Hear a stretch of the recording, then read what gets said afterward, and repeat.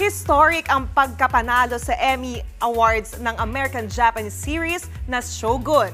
Ito ang first non-English series na wagi ng Best Drama, habang ang mga bida nito ang first Japanese Emmy Best Actor at ang first Asian Emmy Best Actress. Panoorin natin to.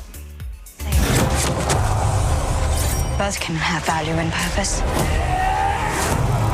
Panalo sa aksyon, And nakakabilib na cinematography, We should be at cautious. nakaka-excite na kwento noong 17th century sa Japan.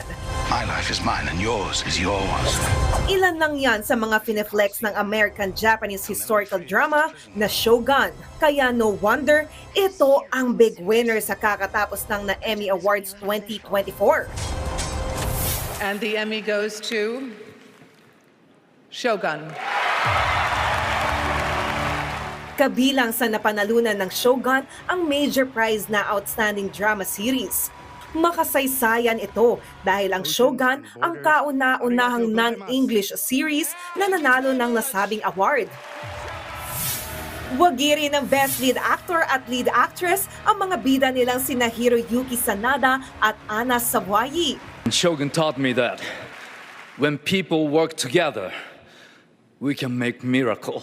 This is to all the women who expect nothing and continue to be an example for everyone. Thank you so much. And the Emmy goes to Baby Reindeer! Humakot din ng award ang isa pang Netflix series na Baby Reindeer.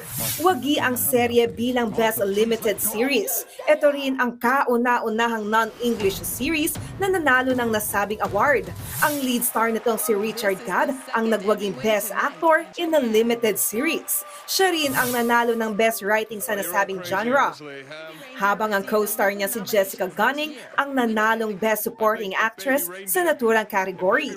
Hindi rin nagpatalo ang comedy series na The Bear na nag-uwi ng 6 awards. Kabilang dyan ng Best Lead Comedy Actor na si Jeremy Allen White. Wagi rin bilang Best Supporting Actor and Actress for comedy sina Ebon Moss-Backrack at Liza Colon-Zayas. Bukod sa winning moments, pinusuan din ng fans ang mga bigating artistang rumampa sa Emmys red carpet gaya ni na Meryl Streep, Lily Gladstone, TV host at drag queen na si RuPaul.